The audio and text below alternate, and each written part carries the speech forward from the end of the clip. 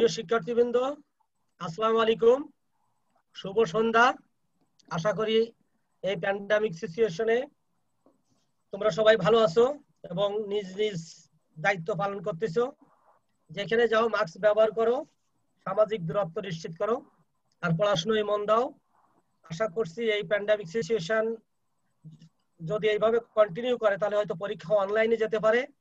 কাজেই পড়াশোনাটা আগে থেকে রেডি করে না ফেললে সাথে সাথে কিন্তু পরীক্ষা এবং ফর্ম ফিল আপ অন্যান্য বিষয়গুলো হলে একটু সমস্যা হবে। ওকে, আমরা পরে কথা বলবো, আমরা অলরেডি 15 মিনিট লেট। সেই ক্ষেত্রে আমরা প্রথমে শুরু করব। আজকে আমরা যেটা আলোচনা করব, আজকে আমাদের নবম ক্লাস।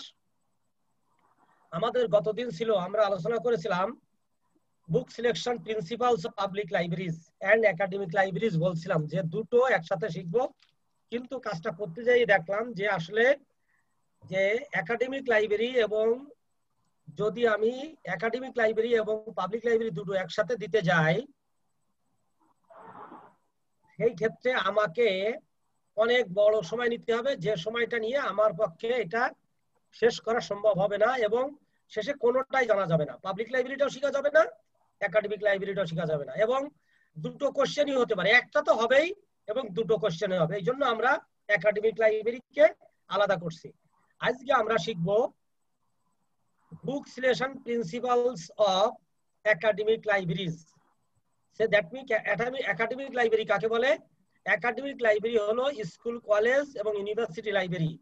স্কুল এন্ড মাদ্রাসা একটা, কলেজ একটা এবং ইউনিভার্সিটি লাইব্রেরি একটা, এই সব মিলে হচ্ছে একাডেমিক লাইব্রেরি।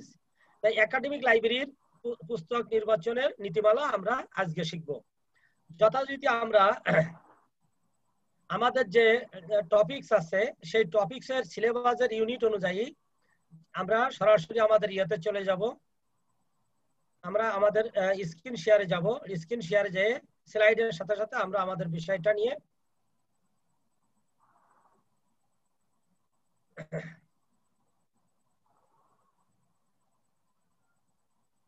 আমার সাউন্ড তো ক্লিয়ার? জি স্যার। ওকে, আমাদের আজকের টপিকস তো আমি প্রথমেই বললাম, welcome to diploma in library and information science, course number 812-603। আমাদের আজকের লিসেন হলো লিসেন, আমাদের এটা 8 না, এটা হচ্ছে আমাদের আজকের ক্লাস হলো 9 নম্বর লিসেন আমাদের এটা আজকে লেকচার। এবং এই 9 নম্বরের ভিতর আমরা আজকে শিখব book selection principles of academic libraries. আমরা আজকে এটা শিখব। যথারীতি আমাদের সাবজেক্ট ইনফরমেশন রিসোর্স ডেভেলপমেন্ট। আজকে 2 তারিখ। আমি ডক্টর মিজানুর রহমান, লাইব্রেরিয়ান, ব্যানবেশ শিক্ষা মন্ত্রণালয়, এবং এই আপনাদের সাথে আছি। প্রথমে আমাদের জানতে হবে যে যখন আমাদের কথা বলা হচ্ছে যে বুক সিলেকশন প্রিন্সিপালস, আমাদের যথারীতি বরাবরই আমরা যেটা বলে থাকি বুক সিলেকশন প্রিন্সিপালস, দ্যাট মিন হচ্ছে বুক সিলেকশনটা কি। পুস্তক নির্বাচন সম্পর্কে প্রত্যেক প্রশ্নের প্রথমে আমরা একটা স্লাইড রাখি, যদিও আমরা এটা নিয়ে আলোচনা করি না, তার কারণ প্রথম দিনে আমরা এটা নিয়ে আলোচনা করেছিলাম। পুস্তক নির্বাচন কি?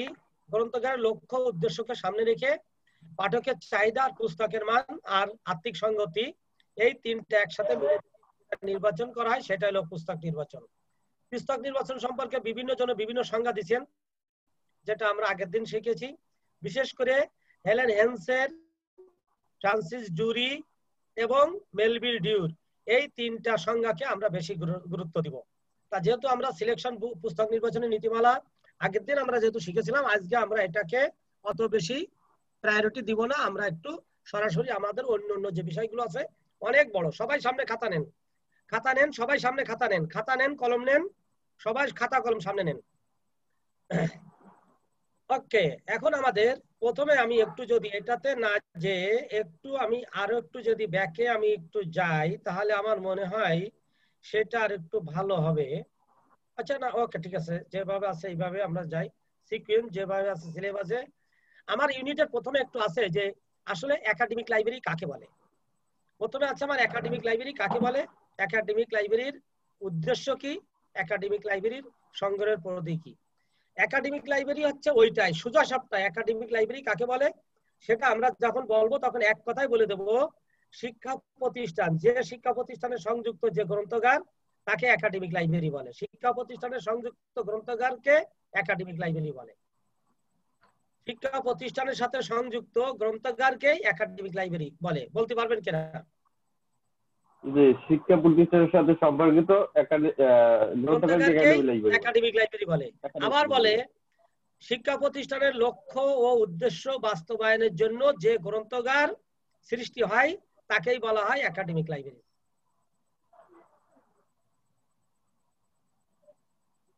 শিক্ষা প্রতিষ্ঠানের লক্ষ্য ও উদ্দেশ্য বাস্তবায়নের জন্য যে প্রতিষ্ঠান প্রস্তুত করা হয় তাকেই বলা হয় একাডেমিক লাইব্রেরি।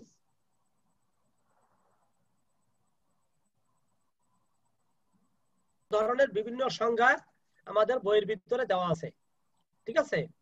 এখন আসেন, দুইটা সংজ্ঞা আমরা বললাম, শিক্ষা প্রতিষ্ঠানকে কেন্দ্র করে বা সম্পর্কযুক্ত যে গ্রন্থাগার তাকেই বলে একাডেমিক লাইব্রেরি। আবার বলে যে শিক্ষা প্রতিষ্ঠানের লক্ষ্য উদ্দেশ্য বাস্তবায়নের জন্য যে গ্রন্থাগার গড়ে তোলা হয় তাকে বলা হয় একাডেমিক গ্রন্থাগার বা একাডেমিক লাইব্রেরি বা শিক্ষায়তন লাইব্রেরি এটা বলে।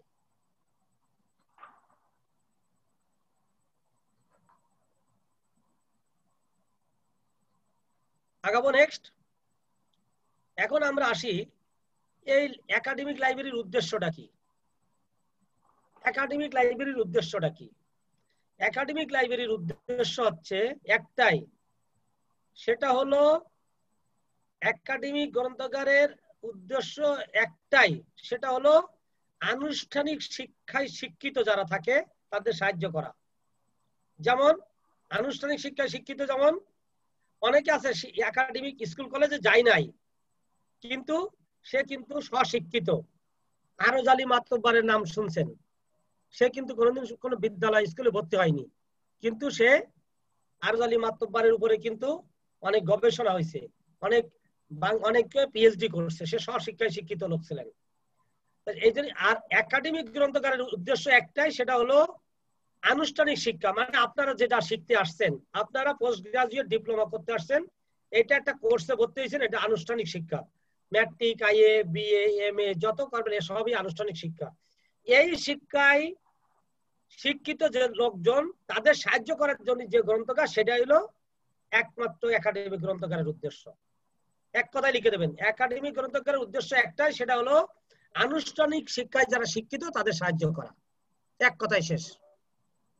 অর্থাৎ একাডেমিক গ্রন্থাগার যে ধরনের শিক্ষা প্রতিষ্ঠানের জন্য, সেই শিক্ষা প্রতিষ্ঠানের পাঠ্যক্রমকে যে টেক্সট বুক আছে সেটাকে যোগান দেওয়াই হলো এর মূল উদ্দেশ্য। ওকে, তারপর হচ্ছে তাহলে একাডেমিক গ্রন্থাগারের সংগ্রহের পরিধি কেমন, পুস্তক নির্বাচন যে করবো এর সংগ্রহ কেমন। একটাই হচ্ছে, এখানেও একটা কথা বলবেন, যাবের একটা কথা এখানে মনে রাখতে হবে, একাডেমিক গ্রন্থাগারের সংগ্রহের আকার বা প্রকৃতি নির্ভর করবে মূলত ওই প্রতিষ্ঠানের পরিধির উপরে। যেমন আপনি ধরে নেন doctor Mizanur Rahman professional college, এই জায়গায় কি পড়ানো হয়? লাইব্রেরি সায়েন্সের। এখানে যে কালেকশন আছে এটা কিন্তু লাইব্রেরি সায়েন্সের কোথায় কি আছে, নারী নক্ষত্র সবগুলো কিন্তু এখানে সংগ্রহ করা হয়েছে। কিন্তু যদি এটা নার্সিং কলেজ হতো তাহলে কি লাইব্রেরি সায়েন্সের বই এখানে কালেকশন করতো? নিঃসন্দেহে নয়। সেই জন্য বলছে ওটা নির্ভর করবে তার প্রকৃতি, তার পরিধি বা আকার নির্ভর করবে ওই প্রতিষ্ঠানের যে পরিধি যেরকম তার উপরে। ব্যাস, আর কোনো কথা নেই, এই দুটোই। এখন প্রশ্ন আছে একাডেমিক লাইব্রেরি কয় প্রকার? তাহলে কাকে বলা সেটা শিখলাম, উদ্দেশ্য শিখলাম, সংগ্রহের পরিধি শিখলাম। পরিধি কোনটা? সেটা হলো ওইটাই তার যে ওই প্রতিষ্ঠানের যে পরিধি থাকবে, ওই প্রতিষ্ঠান সমিয়ে যদি আজকে যদি doctor Mizanur Rahman professional college এলএলবির জন্য আবেদন করছে, বিএড এর জন্য আবেদন করছে, লাইব্রেরি সায়েন্সে মাস্টার্সের জন্য আবেদন করছে, যদি এলএলবি থাকে তখন কিন্তু পরিধি বাড়িয়ে যাবে, বিএড যখন থাকবে তখন কিন্তু পরিধি বাড়িয়ে যাবে। ক্লিয়ার? ওকে, নেক্সট। একাডেমিক লাইব্রেরির প্রকারভেদ। একাডেমিক লাইব্রেরি কত প্রকার এবং কি কি? আসলে একাডেমিক লাইব্রেরি বিভিন্ন ধরনের হয়। একাডেমিক লাইব্রেরি বিভিন্ন ধরনের হয়, সেটা হলো যে ওই প্রতিষ্ঠানটা যে ধরনের প্রতিষ্ঠানের সাথে সম্পর্কযুক্ত, আপনি যদি সেই প্রতিষ্ঠানের সাথে সংযুক্ত যতগুলো হবে সেইটা হলো সেই ধরনের প্রতিষ্ঠান। এর হচ্ছে সেটাই হলো, আমি একটু আলাদা করে দিই।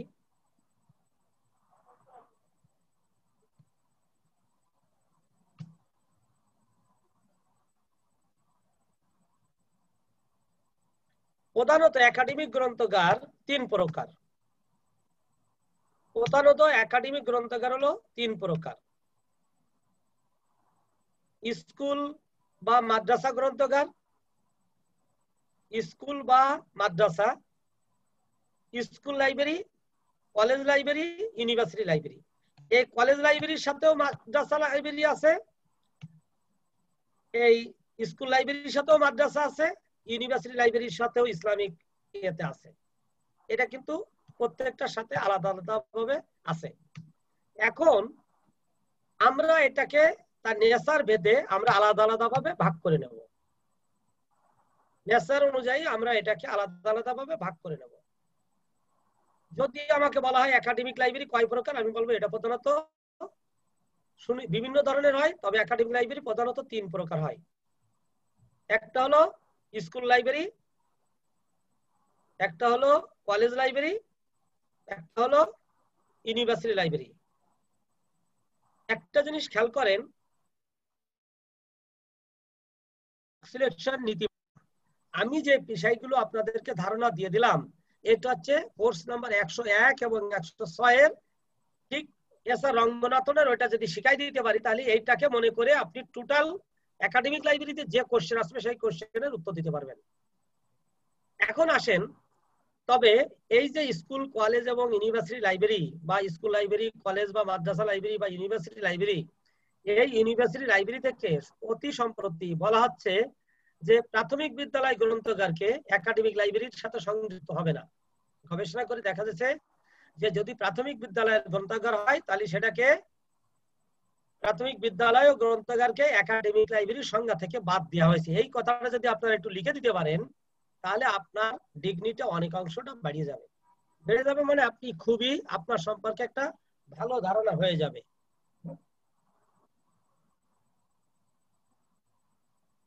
আমি একটু আগাবো, একটু আগাই, কথা বলতে হবে, 2-1 জন রেসপন্স করতে হবে। ওকে, না বললেও আগাবো, হাতে সময় নাই। এখন আসেন, এই আমরা পৃথক পৃথক ভাবে শিখবো। স্কুল লাইব্রেরির পুস্তক নির্বাচনের ক্ষেত্রে কি কি বিবেচনা করতে হবে, কলেজ লাইব্রেরি কিভাবে বিবেচনা করতে হবে, আর ইউনিভার্সিটি লাইব্রেরি কিভাবে বিবেচনা করতে হবে, এবং এই 3টা বিবেচনা করে তারপরে আমরা শেষে যাইয়ে যে প্রশ্ন পড়বে সেই প্রশ্নের উত্তরই আমরা এখানে বলে দিতে সক্ষম হব। ওকে, প্রথমে আমরা আসবো স্কুল লাইব্রেরি। স্কুল লাইব্রেরি সংজ্ঞা জানার আগে আমাদেরকে একটু জানার দরকার স্কুল লাইব্রেরি কাকে বলে। এটা কিন্তু আমার পিএইচডি এই স্কুল লাইব্রেরির উপরে, কাজেই এই স্কুল লাইব্রেরি কিন্তু খুবই, এটা সম্পর্কে আমার অনেক আমার ইন্টারেস্টেড সাবজেক্ট, কিন্তু এত সময় আপনাকে আমি এটা দিতে পারবো না, এত সময় আপনাদেরকে দিতে পারবো না যে আমি এটা। কাজে স্কুল লাইব্রেরি হচ্ছে ভারতের বিখ্যাত গ্রন্থাগার বিজ্ঞানী, কলেজ অফ এডুকেশনের প্রিন্সিপাল বি দেশপান্ডে সে একটা সংজ্ঞা দিচ্ছে, বলছে যে school library is the soul, বলছে বিদ্যালয় গ্রন্থাগার হচ্ছে আত্মা, the core and the pivot around which the academic life in the school revolves. অর্থাৎ এটা তার আত্মা এবং কোর, অ্যারাউন্ড বলছে যে which is the academic life, তার সমস্ত একাডেমিক জীবনের স্কুলকে কেন্দ্র করে যে রিভলভ, সেটা হচ্ছে সমস্ত আত্মা। স্কুল লাইব্রেরি হলো তার শিক্ষা জীবনের যত ধরনের কর্মকাণ্ড আছে সমস্ত লাইফের, এটার হলো আত্মা এবং তার প্রধান সত্তা হলো স্কুল লাইব্রেরি, যা তার জীবনের স্কুলকে কেন্দ্র করে অ্যারাউন্ডিং হয়, ঘূর্ণিপাক খায় বা সংযুক্ত থাকে। আমেরিকার একজন রুইথ অ্যান সে একটা সংজ্ঞা দিচ্ছে আরো ছোট করে, খুব সুন্দর করে বলছে, the school library is the force for educational excellence, অর্থাৎ বিদ্যালয় গ্রন্থাগার হলো তার শিক্ষার যে ক্যারিয়ার তৈরি, যে এক্সেলেন্স তৈরি করবে, যে তার শিক্ষার ভিত তৈরি করবে, সেটাই হলো স্কুল লাইব্রেরি।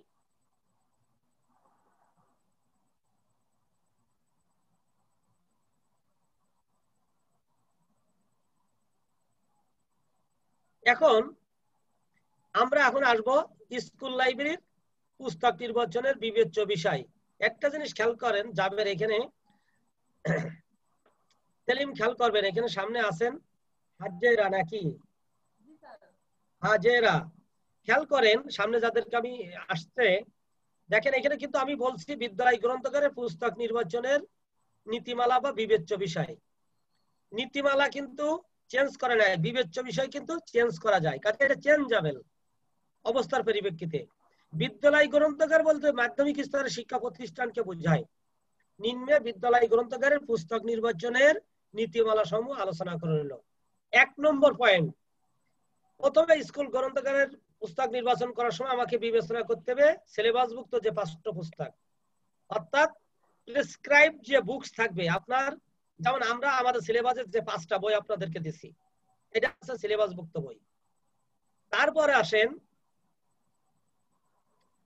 পাঠ্যপুস্তককে সাপোর্ট করে এরকম সাপ্লিমেন্টারি বুক, 2 নম্বর পয়েন্ট। দ্রুত লেখেন, পাঠ্যপুস্তককে অনেকগুলো পয়েন্ট লিখতে হবে আপনাদের। পাঠ্যপুস্তককে সহায়তা করে এরকম, ধরে নেন একটা বই আপনি কিনছেন, একটা বই এনাফ না, এই বইটাকে সাপ্লিমেন্ট করবে এরকম আরো অনেকগুলো বই আপনাকে কিনতে হবে, পড়তে হবে, তাহলে জানতে হবে। এখন আপনি যদি শুধু ইনফরমেশন রিসার্চ ডেভেলপমেন্ট, যদি মিজানুর রহমান স্যারের এই বইটা শুধু পড়েন, ইনফরমেশন রিসার্চ ডেভেলপমেন্ট ঢাকা বিশ্ববিদ্যালয় মেজবা স্যারের একটা বই আছে, ভারতীয় গ্রন্থাগার বিজ্ঞানী আছে, আমেরিকার কয়েকটা বই আছে, এই বইগুলোকে আর এইটার সাথে রিলেটেড, অর্থাৎ এই পাঠ্যপুস্তককে সাপোর্ট করবে, রিলেট করবে যেগুলো, সেরকমও আপনাকে, সেরকম বইও আপনাকে পড়তে হবে। এখন আসেন 3 নম্বর আছে কি, রেফারেন্স পুস্তক। রেফারেন্স পুস্তক 3 নম্বর পয়েন্ট, শুধু একাডেমিক বই পড়ে পড়ে হয়রান হয়ে যাবে। বিভিন্ন সাবজেক্টিভ গল্প, উপন্যাস, বিজ্ঞান, জীবনী, ধর্মগ্রন্থ এরকম পুস্তকও আপনাকে রাখতে হবে, তাহলে আপনার এটা কেনার জন্য এটা বিবেচনা করতে হবে। এইবার আসেন গল্প মানে যেমন রাখবেন, উচ্চ মেধাবী ছাত্রছাত্রীদের জন্য আপনাকে সংগ্রহ করতে হবে। একটু দ্রুত হাজারা, খুব দ্রুত আগাতে হবে, খুব দ্রুত। উচ্চ মেধাবী ছাত্রছাত্রী পয়েন্ট দিয়ে শুধু লিখে যান। তারপরে বলছে টেক্সট বই ছাড়াও গুরুত্বপূর্ণ বিষয়াদি, সমকালীন বিশ্ব, বাংলাদেশ সরকার ও রাজনীতি। আমাদের দেশে দেখেন এখন এই মুহূর্তে বিভিন্ন জব ওরিয়েন্টেড, আমরা যদি কর্মমুখী শিক্ষার কথা মনে করি, যত ধরনের নিয়োগ পরীক্ষা হইতেছে, আপনি দেখেন কারাগারের রোজ রামসা, বঙ্গবন্ধুর অসমাপ্ত আত্মজীবনী, নয়াসিন, তারপরে আমাদের জাতীয় বিশ্ববিদ্যালয়ের প্রফেসর ডক্টর হারুন স্যারের বাংলাদেশ ও বিশ্ব পরিচয়, বাংলাদেশের ইতিহাস ঐতিহ্য সম্পর্কে যেটা গুরুত্বপূর্ণ বই হবে সেটা দেখতে হবে। আসেন, তারপর একজন সচেতন নাগরিক হিসেবে গড়ে তুলতে হলে, তার জন্য আপনাকে সচেতন নাগরিক হিসেবে গড়ে তুলতে কিছু পুস্তক। তারপরে বলছে শুধু সেটা বললে হবে না, মহান ব্যক্তিদের জীবনী সম্বন্ধে আধুনিক পুস্তকাদি, মহান ব্যক্তিদের সম্পর্কে অনেক আগে বেরিয়েছে, এখন মহান ব্যক্তিদের সম্পর্কে সম্প্রতি যে সমস্ত পুস্তকাদি বেরিয়েছে সেগুলো আপনি দেখবেন, সেগুলো দেখবেন। আমাদের আগের মহামান্য রাষ্ট্রপতি জিল্লুর রহমান এর উপর একটা জীবনী দেখলাম। তারপরে দেখলাম আমি বর্তমান যে আমাদের মহামান্য রাষ্ট্রপতি আব্দুল হামিদ, তার ভাটি সাদুল আব্দুল হামিদ, তার একটা জীবনের একটা বই আমি এখন পড়তেছি। অর্থাৎ ভাটি অঞ্চলের কিশোরগঞ্জের মিঠামইনের মাননীয় মহামান্য রাষ্ট্রপতি সেখানে জন্ম নিয়ে কিভাবে তার লেখাপড়া এবং জীবন, এবং সেটা তা বাদেও হযরত মুহাম্মদ সাল্লাল্লাহু আলাইহি ওয়াসাল্লামের জীবনের উপর হতে পারে, বিভিন্ন ধরনের এটা ইয়ে করতে পারে। ওকে, আরো আছে 15টা পয়েন্ট আমি এখানে দিছি। এবার বলছে ন্যাশনাল এন্ড রিজিওনাল, জাতীয় এবং আন্তর্জাতিক আঞ্চলিক যে এলাকার লাইব্রেরি, ওইখানকে জাতীয় এবং আঞ্চলিক মানের সাহিত্যগুলো আপনাকে সংগ্রহে রাখতে হবে, তাহলে আপনার একটা স্ট্যান্ডার্ড কালেকশন হবে, জাতীয় আন্তর্জাতিক মানের সাহিত্য। তারপরে বলছে আপনি শুধু থাকলেই হবে না, এটা অডিও ভিজুয়াল সামগ্রী, শ্রুতি লক্ষণ সামগ্রী, অডিও ভিজুয়াল। আপনি দেখবেন একটা ছবি দেখে সহজে যেটা ক্যাচ করা যায়, দেখবেন একটা ছবি দেখে যত তাড়াতাড়ি ক্যাচ করা যায়, একটা 2-10 লাইন পড়ে সেটা ক্যাচ করা যায় না। ওকে, নেক্সট 13 নম্বরে আমরা যাব দেশ, জাতীয় ও আন্তর্জাতিক বিষয়ের প্রতি সমান নজর রাখতে হবে। আমার খেয়াল করেন, দেশ, আওয়ার কান্ট্রি,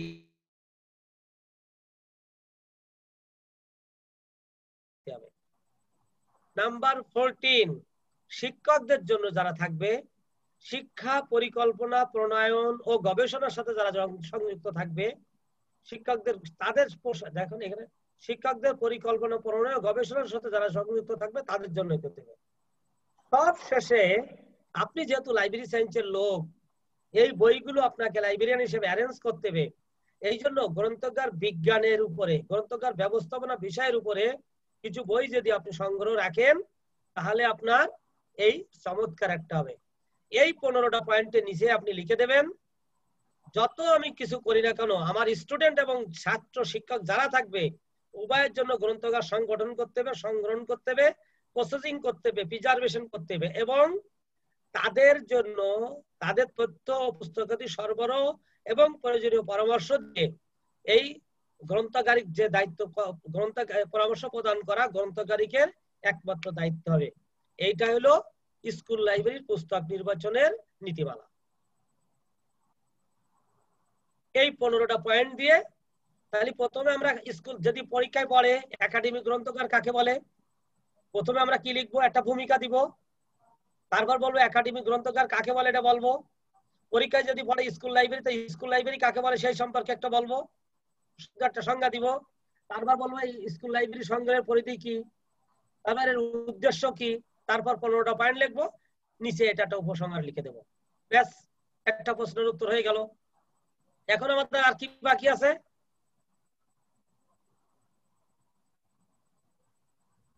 এনিবডি? আমাদের এখন হ্যাঁ, college library. College library, good. আসেন আমরা একটু কলেজ লাইব্রেরি। কলেজ গ্রন্থাগারের পুস্তক নির্বাচনের নীতিমালা বা বিবেচ্য বিষয়।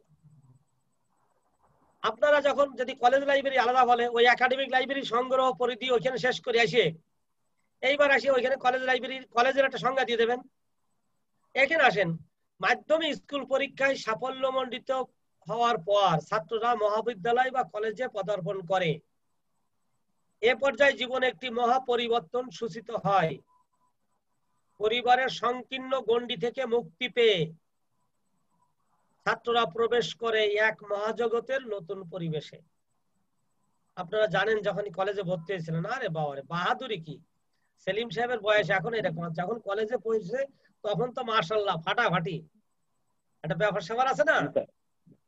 কলেজে যখন ভর্তি হলাম তখন আব্বারে কইলাম একটা উঁচু স্যান্ডেল কিনে দিতে হবে, মা মারা গেছে, আব্বারে কইলাম, ওরে বাবারে লাঠি নিয়ে তেড়ি চলে আইছিল। সব মানুষ তখন দেখি এরকম উঁচু স্যান্ডেল বেরিয়ে রাবারের, আরে বাবা। ওকে, এখানে নতুন পরিবেশে হয় পরিবারের গণ্ডি থেকে, তখন মনে করে এই কথাটা আমি একটু লিখছি, আপনাদের ভাই বোন আপনারা নিজেরা আছে, কিন্তু বিষয়টি খুবই কঠিন ও পথ বন্ধুর ও পিচ্ছল। আমার এক স্যারে আমাকে পড়াইছিল, যখন স্যার মারা গেছেন, আল্লাহ বেহেশতে নসিব করুক, সেই স্যার আমাকে এই জিনিসটা দিয়ে গেছিল, সেইখান থেকে আমি জিনিসটা ব্যবহার করি। বলছিল এই জায়গায় পদস্খলনের ভয় থেকে যদি কেউ যদি বেপথে চলে যায়, পা স্লিপ করে, তাহলে তার আর কোনো কিছু ইয়ে থাকে না। চারিদিকে লোভ এবং লালসা। আজকে দেখছেন কিশোর গ্যাং হয়েছে না, কিশোর গ্যাং, ইন্টারমিডিয়েট পড়ুয়া ছোট ছোট বাচ্চারা, দেখেন কিশোর গ্যাং, এসে সব এইসব কুফল হাতছানি দেয় বারবার, নানা রূপে ছদ্মবেশে। আপনাকে রাজনৈতিক দলগুলো বিভিন্ন ভাবে আপনাকে নিয়ে যেতে পারে। শব্দটা দেখেন, অন্ধপঙ্খিল মানে অন্ধকার পথে হাতছানি দেয় আপনার বারবার, নানা ভাবে নানা রূপে ছদ্মবেশে। একবার পদস্খলন হলে উদ্ধার বড়ই কঠিন।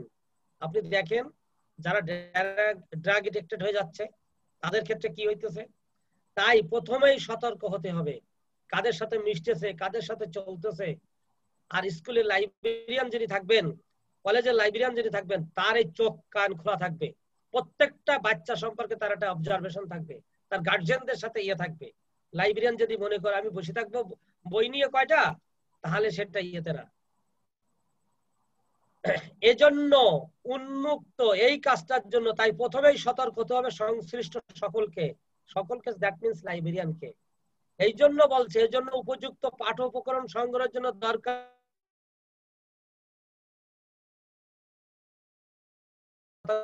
দিবেন। এই নীতিমালা হতে হবে সুষ্ঠু, নিরপেক্ষ, বস্তুনিষ্ঠ, সময় উপযুক্ত, অর্থাৎ টাইম অনার্ড। নিম্নে কলেজ গ্রন্থাগারের পুস্তক নির্বাচনের নীতিমালা আলোচনা করা হলো।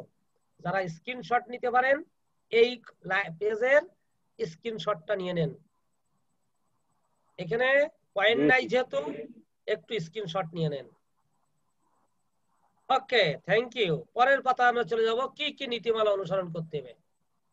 নাম্বার 1, 1 নম্বর পয়েন্ট, আমরা এখন কলেজ লাইব্রেরি পুস্তক নির্বাচন। 1 নম্বর হচ্ছে নির্বাচিত পাঠ্যপুস্তক। অর্থাৎ আমার মেয়ে এই যে ইন্টারমিডিয়েট কলেজে এবার ভর্তি হয়েছে, দেখেন এই সে সিটি কলেজে এবার চান্স হয়েছে। দেখেন এই যে সে তালিকা দিয়েছে একটা, আমার কম্পিউটারে এখানে 4 তারিখে ক্লাস, সে আমাকে বলছে আব্বু আমাকে এই বই কিনে এনে দাও। কি? পদার্থবিজ্ঞানের প্রথম পত্র, শাহজাহান তপন, ডক্টর শাহজাহান তপন রানা চৌধুরী ও আজিজ হাসান। পদার্থবিজ্ঞান আরেকটা কিনতে বলছে ডক্টর আমির হোসেন খান, মোহাম্মদ ইছাক ও মোহাম্মদ নজরুল ইসলাম। সাহিত্য পাঠ, সহপাঠ, তথ্য যোগাযোগ প্রযুক্তি, ইংলিশ পাঠ টুডে, এটা হচ্ছে বোর্ডের বই। তারপর বলছে তথ্য যোগাযোগ প্রযুক্তি, মোহাম্মদ আব্দুল মান্নান মন্ডল, অনুপম হাওলাদার। আবার এই পাশে এসে বলছে অন্যান্য জিনিসপত্র। এর সবই হলো নির্বাচিত পুস্তক। ওকে, তারপরে 2 নম্বর হচ্ছে ওই ঠিক স্কুল লাইব্রেরি থেকে একটু স্ট্যান্ডার্ড। খেয়াল করেন, তাড়াতাড়ি লেখেন, দ্রুত দ্রুত। 2 নম্বর পয়েন্ট লেখেন। 2 নম্বর হচ্ছে পরিপূরক ও সম্পূরক পুস্তকাদি। পরিপূরক ও সম্পূরক পুস্তকাদি অর্থাৎ আপনাকে শুধু নির্বাচিত পুস্তক না, ওই পুস্তককে সাপ্লিমেন্ট করে এমন পুস্তকও আপনাকে কিনতে হবে। 3 নম্বর বিষয় নির্দেশিকা পুস্তকাদি। অর্থাৎ ফিজিক্স দেখেন সে বলছে 2-3টে বই কিনতে হবে, একটা বই কিনলে হবে না। অর্থাৎ আপনার সাবজেক্টকে মিন করে অন্যান্য যে নির্দেশনা দেয় সেটা রেফারেন্স গ্রন্থ আপনার থাকতে হবে।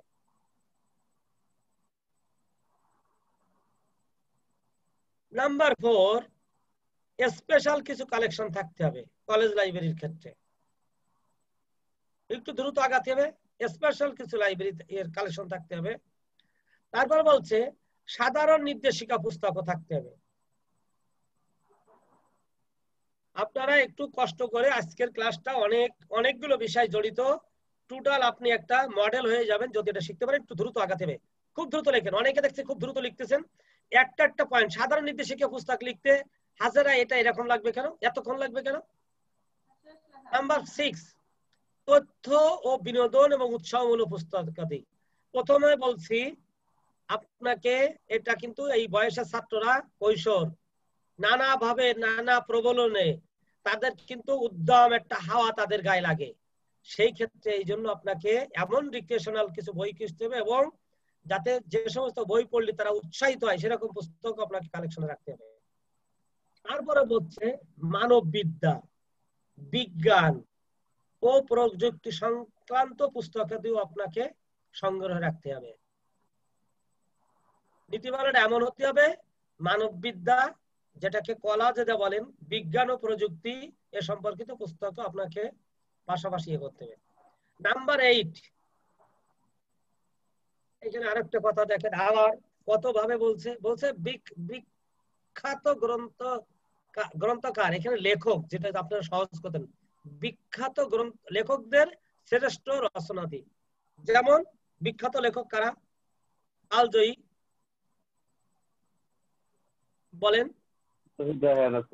সাবজেক্ট ছাড়াও নাম করা বড় বড় লেখক আছেন আমাদের দেশে। ভালো লেখক সৈয়দ শামসুল হক, কবি শামসুর রহমান, রবীন্দ্রনাথ ঠাকুর, তারা বিভিন্ন বিষয়ের, কবি নজরুলের আছে, আমাদের বর্তমান সময়ের আনিসুজ্জামান স্যারের আছে। তারপরে অন্যান্য আপনি শরৎচন্দ্র বন্দ্যোপাধ্যায় বিভিন্ন বিষয়ে পড়ছেন, তার মানিক বন্দ্যোপাধ্যায় বিভিন্ন বিভিন্ন ধরনের আপনি গল্প উপন্যাস নাটকে আপনি যারা কালজয়ী লেখক আছে তারা জানেন। ইংরেজির ক্ষেত্রে হলে জন স্টুয়ার্টের আছে, আমাদের ম্যাক্সওয়েল, হেন্স, ফ্রান্সিস ডুরি, আমরা কত ধরনের স্ব বিখ্যাত লেখকদের এদের বইগুলো আপনাদের সংগ্রহে রাখতে হবে। নাম্বার 9, ওই যে কথা প্রথমে বলছিলাম, তারা যাতে কোনোভাবেই পদস্খলনে পঙ্কিল পথে না যেতে পারে, এই জন্য চরিত্র গঠনামূলক পুস্তকটি আপনাকে সংগ্রহ করতে হবে। এবং দিস ইজ দ্য লাস্ট 10, দেশে বিরাজমান সমস্যা বলি বাংলাদেশে ও তার সমাধান সম্পর্কে পুস্তক বলি। তার কারণ কলেজে যখন সে বসবে তখন সে তার ভিতর দেশপ্রেম, ভ্রাতৃত্ববোধ, সম্প্রীতি এটা তার ভিতর হবে। শুধু আপনার দেশের সমস্যা সমস্যা সমস্যা এইগুলো কইলে হবে না, এই সমস্যা কিভাবে বিরাজমান, কারেন্ট সিচুয়েশন কি, প্রবলেম সিচুয়েশনটা কি, এবং কিভাবে এই সমস্যা সমাধান উত্তরণ করা যায়, এই ধরনের বিভিন্ন বিষয়াদি, সেটা অর্থনৈতিক হতে পারে, রাজনৈতিক হতে পারে, ধর্মীয় হতে পারে। এই 10টা পয়েন্ট আপনি স্কুল কলেজ লাইব্রেরির পুস্তক নির্বাচনের নীতিমালা শেষে একটা উপসংহার লিখে দেবেন। ওকে, এখন আসেন আপনি বিশ্ববিদ্যালয় গ্রন্থাগারের পুস্তক নির্বাচনের নীতিমালা। বিশ্ববিদ্যালয় গ্রন্থাগারের পুস্তক নির্বাচনের নীতিমালা। বিশ্ববিদ্যালয় গ্রন্থাগারের ক্ষেত্রে আগে তো বলছিলাম অনেক কথা, বিশ্ববিদ্যালয় গ্রন্থাগারের পুস্তক নির্বাচন করতে গেলে কি করতে হয় অনেক কথা বলছিলাম, অনেক কলেজের। এখন বিশ্ববিদ্যালয় আরো শেষ, এখন সরি বিশ্ববিদ্যালয়ে গেলেন মানে আপনার হাত পা উন্মুক্ত, তখন আর বাসার থেকে আব্বাও বকবে না, আম্মাও বকবে না, আপনি স্বাধীনভাবে চলাফেরা করেন। এই জন্য জেমস থমসন তার বিখ্যাত গ্রন্থে an introduction to university library বিশ্ববিদ্যালয়ের গ্রন্থাগার সংগ্রহকে, তার এই লাইব্রেরিটাকে 4টি ভাগে ভাগ করছেন, লাইব্রেরি ফাংশনটাকে। অর্থাৎ এই 4টি কাজ যাতে সুষ্ঠুভাবে পরিচালনা করতে পারে সেই জন্য গ্রন্থাগারের ওই সংগ্রহ কাজের জন্য প্রয়োজনীয় সংগ্রহ গড়ে তোলা উচিত। এবং এতে এই 4টা কাজ যদি করা যায় তাহলে তার মডেল অর্থাৎ তার গ্রন্থাগারের পুস্তক নির্বাচন হবে আদর্শ। 1 নম্বর হচ্ছে রেফারেন্স ফাংশনস, অর্থাৎ সহায়িকা কার্যাবলী পরিচালনার নিমিত্তে সংগ্রহ। 1 নম্বর হচ্ছে সহায়িকা কার্যাবলী, রেফারেন্স ফাংশন পরিচালনার নিমিত্তে সংগ্রহ, সহায়িকা কার্যাবলী পরিচালনার নিমিত্তে সংগ্রহ। নাম্বার খ কারিকুলাম ফাংশন, অর্থাৎ পাঠ্যক্রম কার্যাবলীর জন্য পর্যাপ্ত সংগ্রহ। বাংলাটা লেখেন, ইংরেজি না লিখতে পারলে বাংলাটা লেখেন। পাঠ্যক্রম কার্যাদি সংগ্রহের জন্য পর্যাপ্ত গ্রন্থ।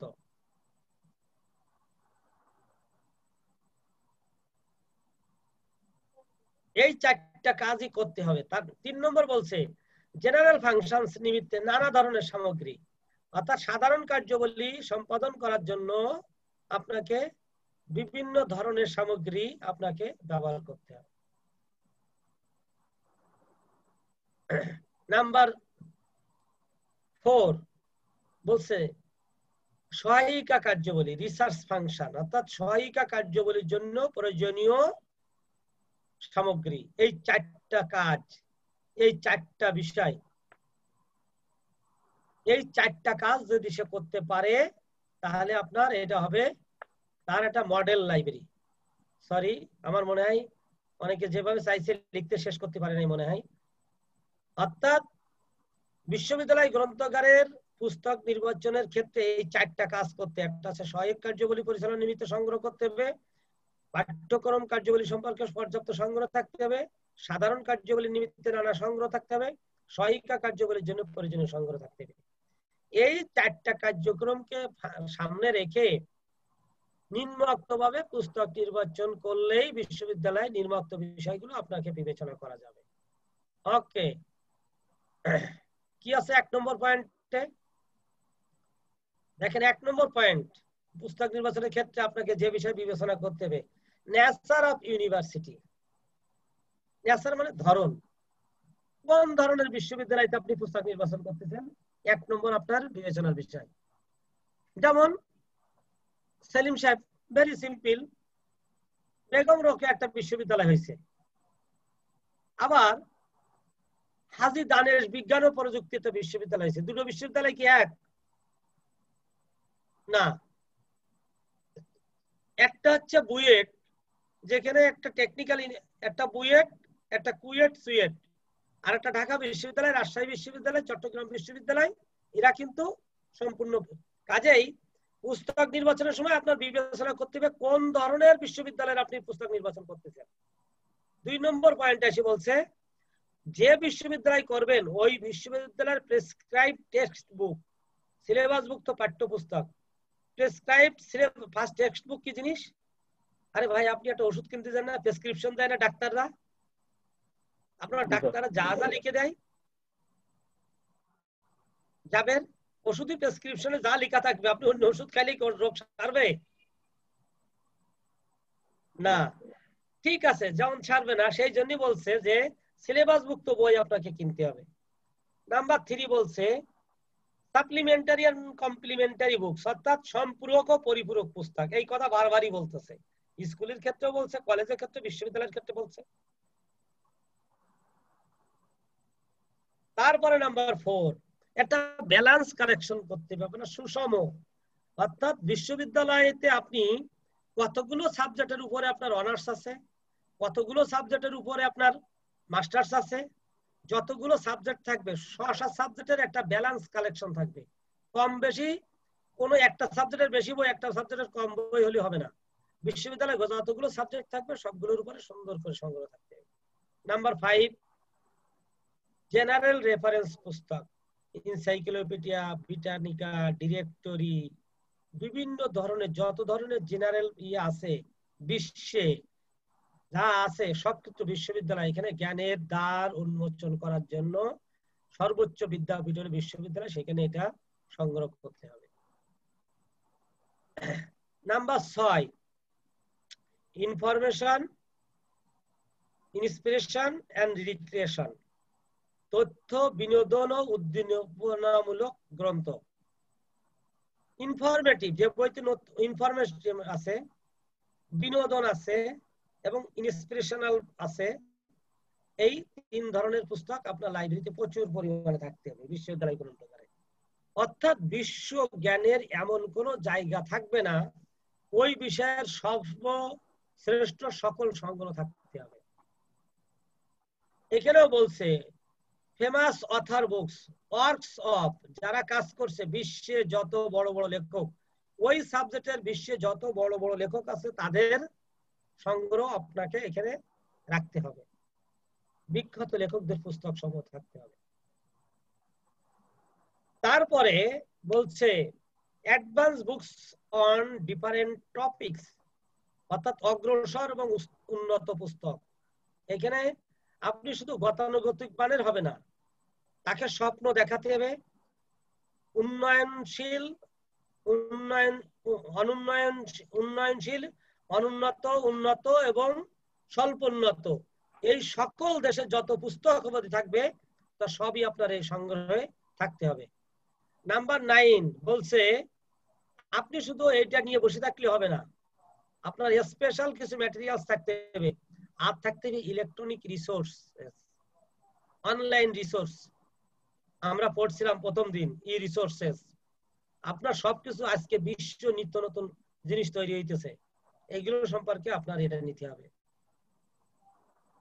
তাছাড়াও আপনাকে আপনার বিশ্ববিদ্যালয় শারীরিক ও মানসিক প্রতিবন্ধী বিভিন্ন mentally and physically retarded student থাকবে, ঠিক আছে? এই ধরনের ছাত্রদেরকেও আপনার বিবেচনা করতে হবে। এই 10টা নীতিমালা পুস্তক নির্বাচনের ক্ষেত্রে বিশ্ববিদ্যালয় বিবেচনা আপনাকে নিতে হবে, এই 10টা পয়েন্টকে নিতে হবে। তাছাড়াও বিশ্ববিদ্যালয় লাইব্রেরি বলে কথা, লাইব্রেরিয়ানকে নিম্নোক্ত ধরনের শিক্ষার্থীর জন্য বিশেষ নজর দিতে হবে এবং তাদের সংগ্রহ বৃদ্ধি করতে হবে, এবং অথবা সংগ্রহ বৃদ্ধি করার সময় এই কথাগুলো তার বিবেচনা করতে হবে। যেমন 1 নম্বর, আপনার খেয়াল করতে হবে আন্ডার গ্রাজুয়েট এবং পোস্ট গ্রাজুয়েট শিক্ষার্থী কি পরিমাণ আছে, তার রেশিওটা কি। আন্ডার গ্রাজুয়েট ও পোস্ট গ্রাজুয়েট শিক্ষার্থী কি আছে তাই দেখতে হবে। মেধাবী শিক্ষার্থী, মেরিটিয়াস অনেক মেধাবী স্টুডেন্ট আছে, তাদের প্রশ্নের তাদের কোয়ারির জবাব দিতে হবে। গড় বর্তমানের শিক্ষার্থীর দিকে আপনাকে খেয়াল রাখতে হবে এবং নিম্ন গড় বর্তমানের এওটা আপনাকে দেখতে হবে। লাস্টলি দেখেন তিনটা শব্দ খেয়াল করেন, একটা বলছে গড় বর্তমানের পুস্তক, একটা বলছে নিম্ন গড় বর্তা, আর বলছে গড় বর্তা মানের কাছাকাছি শিক্ষার্থী। একটি শব্দ দিয়ে দেখেন বিশ্ববিদ্যালয় বিষয়গুলোকে কিভাবে সাজাইছে। এই বিষয়গুলো বিবেচনা করে আপনাকে আগাতে হবে।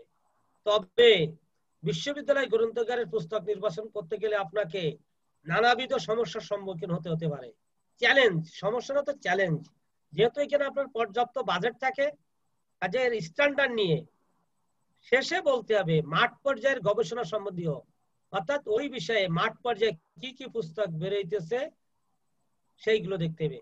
উপরোক্ত বিষয়গুলোর প্রতি দৃষ্টি রেখে পক্ষপাত মুক্ত, অর্থাৎ আপনি কোনো বায়াস হওয়া যাবে না হয়ে পুস্তক নির্বাচন করলে বিশ্ববিদ্যালয়ের জন্য একটি ভালো ফল বয়ে আনতে সক্ষম হবে।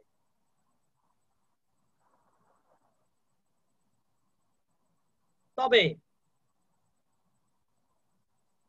হাজেরা এই কাজটা বিশ্ববিদ্যালয় লাইব্রেরিয়ান হিসেবে আপনাকে এই কাজটা করতে গেলে আপনাকে অনেকগুলো প্রবলেমের সমস্যার সম্মুখীন হতে হবে। বিশ্ববিদ্যালয় গ্রন্থাগার পুস্তক নির্বাচনের সমস্যা আমরা এখন শিখব। বিশ্ববিদ্যালয় গ্রন্থাগার পুস্তক নির্বাচন করতে গেলে ওইটা আমি মনে হয় আপনি অনেকে বুঝতে পারেন সেটা, আর একটু দেখেন এই স্লাইডটা, সরি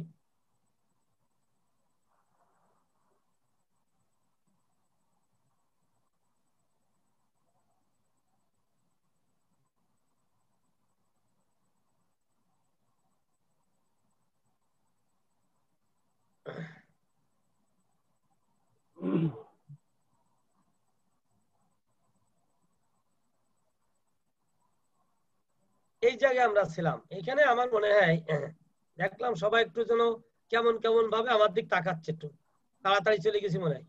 মাঠ পর্যায়ের গবেষণা সম্বন্ধীয় পুস্তক আমার কাছে একটু আক্রমণাত্মক ভাবে তাকাইলো দেখলাম, তাইতে আমি আবার একটু ফিরে আসলাম। পরের লাইনটা হচ্ছে এইটা, এখানে আমার শেষ হয়ে গেল বিশ্ববিদ্যালয় গ্রন্থাগারের পুস্তক নির্বাচনের কথা, এখানে আমার শেষ হয়ে গেল। যখন এটা আমার এখানে শেষ হয়ে গেল তখন আমি এইবার আসতেছি আমি প্রবলেম কি আছে আমার বিশ্ববিদ্যালয় গ্রন্থাগার নির্বাচন করতে গেলে আমাকে এই কাজটা এত সহজ হবে না। বলছে বিশ্ববিদ্যালয় গ্রন্থাগারের পুস্তক নির্বাচনের সমস্যা নানাবিধ, নিচে প্রধান প্রধান চ্যালেঞ্জ বা সমূহ আলোচনা করুন। 1 নম্বর বলছে ইনফরমেশন এক্সপ্লোশন, বলতেছে বিশ্বে প্রতিনিয়ত তথ্যের বিস্ফোরণ হইতেছে, এই কোন তথ্যটা আপনার দরকার আর তথ্যটা আপনার দরকার না সেটা আপনাকে কঠিনভাবে চ্যালেঞ্জে ফেলবে, ইনফরমেশন এক্সপ্লোশন। তারপর বলছে আপনাকে কাজটা করার জন্য অ্যাপ্রুভাল প্ল্যান লাগবে, হাতে খুবই সময় কম, দ্রুত আগাতে হবে। 15 মিনিট আমরা দেরিতে শুরু করছিলাম। অ্যাপ্রুভাল প্ল্যান এটা আপনাকে দেখতে হবে। তারপর হচ্ছে বলছে লিটারেচার স্ক্যাটার, আপনার যে সাহিত্য বিভিন্ন ইয়ে থাকবে, বিভিন্ন ভাবে ছড়ানো ছিটানো থাকবে, সেইগুলো আপনাকে কিভাবে সংগ্রহ করে নিতে হবে সেটা দেখতে হবে। Number 4 rising cost of the documents. আরে বাবা, রাইজিং কস্ট, যেভাবে ডকুমেন্টের মূল্য দিন দিন বাড়তেছে এটা আপনাকে বাজেটের সমস্যায় ফেলে দিবে, অনেক কঠিন চ্যালেঞ্জে ফেলে দেবে। তারপর বলছে দেখেন উন্ডারিং ওয়াইড উডেনিং WID উইথ বড় চওড়া বৃহত্তর গ্যাপ, অর্থাৎ বৃহৎ গ্যাপ অফ দ্য কস্ট, অর্থাৎ খরচের বিস্তর ফারাক কোথায়, hardbound and paperback publication. অর্থাৎ আমি এই যে বলছিলাম আগের দিন, এই বইটা খেয়াল করেন, এই বইটা কিন্তু হার্ড বাইন্ডিং, তাই না? কিন্তু পাশাপাশি আপনারা যেটা এই বইটা যারা সংগ্রহ করতেছেন তারা এটা কিন্তু পেপার ব্যাক। কাজে এই যে 5টা পেপার একটার ভিতরে আছে আর 5টা পেপার একটার ভিতরে আছে আর একটা পেপারের ভিতরে 5টা আছে, ঠিক আছে? 5টা বিষয়ের জন্য 5টা আছে, এইটার ভিতরে এই দামের ব্যস্তর ফারাক আপনাকে চিন্তায় ফেলে দেবে। Number 6, devaluation of rupee value and international market. এখানে রুপিস বললে হবে না, এখানে বলতে হবে কারেন্সি বললে হয়, কারেন্সি ইন্টারন্যাশনাল কারেন্সি মার্কেট বললে হয়। অর্থাৎ আপনি একটা স্ক্রিনশট এখানে নিয়ে নেন, তাহলে আপনার জন্য সুবিধা হবে। নাম্বার 6, 7 বলছে, সরি এটা ইয়ে হয়ে গেল,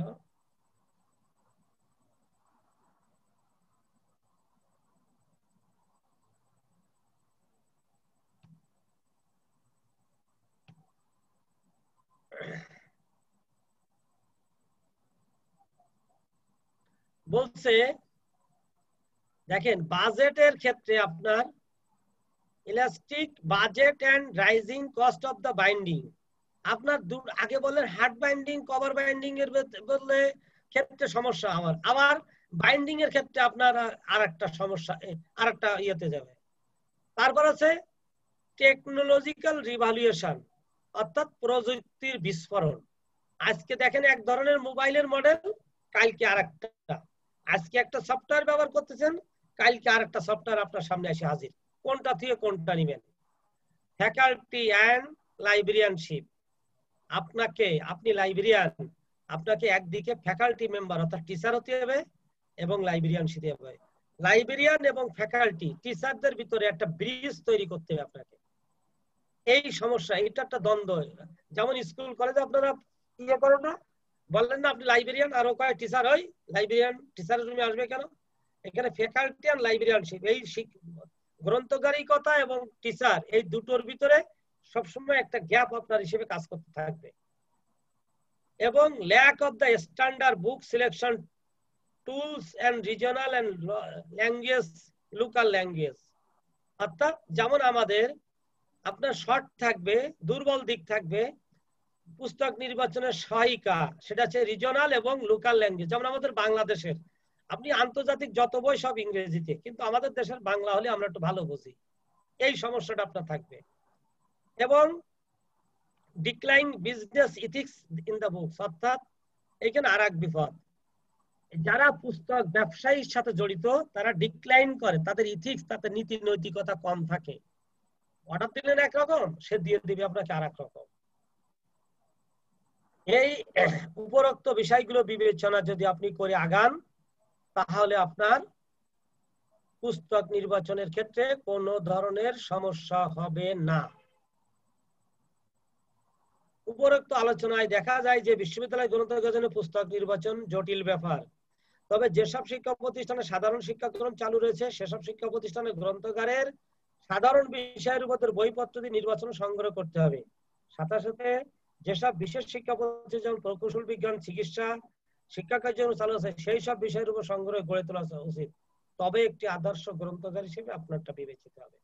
দিস ইজ দ্য লাস্ট। এখন আসেন আমাদের এটার পরে কি কি কোশ্চেন হতে পারে। আপনারা ভালোই বুঝছেন কি কি কোশ্চেন হবে। প্রশ্নটা পড়তে পারে একাডেমিক গ্রন্থাগারের সংজ্ঞা দাও, একাডেমিক কলেজ গ্রন্থাগারের পুস্তক নির্বাচনের নীতিমালা আলোচনা করো, লেখেন।